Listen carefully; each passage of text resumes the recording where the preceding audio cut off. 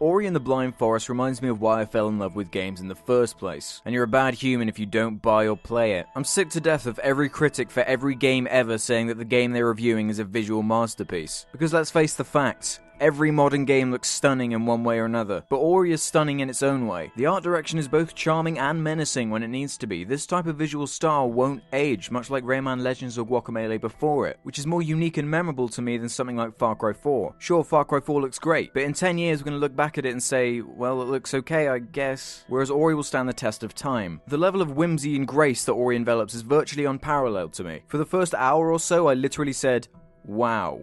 Oh my god, out loud at least 3 times. But all of that aside, perhaps the biggest surprise is that this game is a surprisingly emotional and well-written story. Yeah, I really did just say that. With various reveals, twists, and every single character has a realistic and understandable motivation. Well, as far as giant demon owls and fantasy creatures can be realistic or understandable. I constantly bang on about how gameplay is king and how the other shit is irrelevant when it really comes down to it. And thank Christ Ori is possibly one of the most nuanced and satisfying 2D platformers I've ever played. And I've at least played, 3 in my extensive time playing computer video game things or whatever they're called?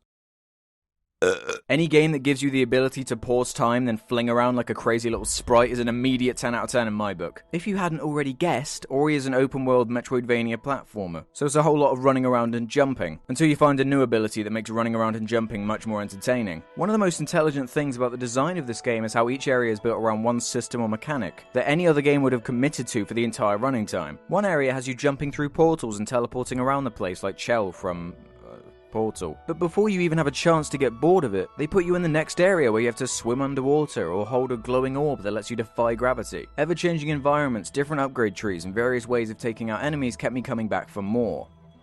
And more. And more. And more. And more. And more. And more.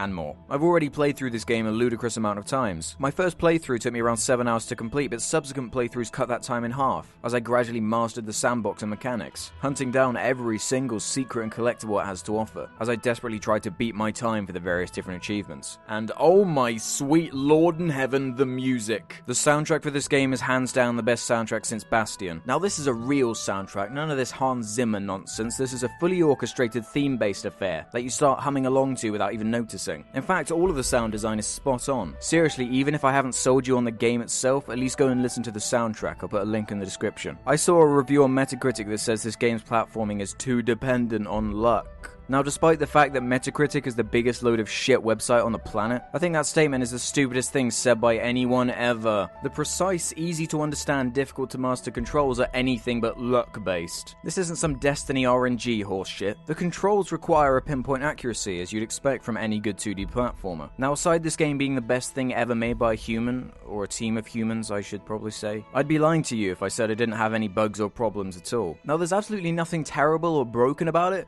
just a couple of minor, almost unrecognizable chugs here and there. And there was this one time where I randomly fell through the floor and skipped about 20 minutes of gameplay. It was really fucking bizarre. So I started the game again because I didn't want to miss anything. Sure, starting games over can be a real pain, but oh no, what a chore that I have to replay the masterful, gorgeous experience that playing Ori is for the extra hour it would take to replay. Gamers are a fickle bunch. We spend a lot of time complaining and whining about things that disappointed us or didn't live up to our farcical, unrealistic expectations. I'm guilty of doing it myself.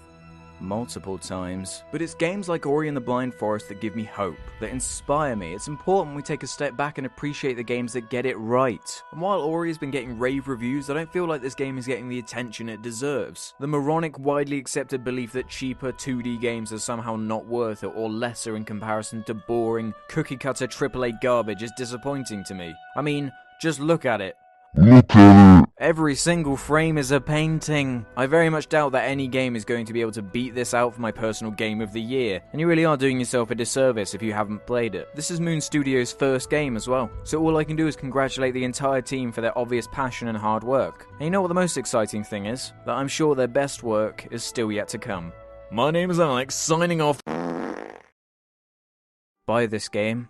Buy this game. Throw all the money at this game. But seriously, if I can just take this game's beautiful cock out of my mouth for a minute, What did you think of the video? This was the first game since Destiny that has inspired me to make a video about it. It's actually refreshing that it's for positive reasons this time too. So, have I convinced you to check out the game, or are you not interested in this type of genre? And would you like to see me do more of these more formal reviews like this? Tell me in the comments below. And as always, thanks for watching. All comments and ratings are very much appreciated, and make sure you check out my other videos. I'll see you next time. Bye!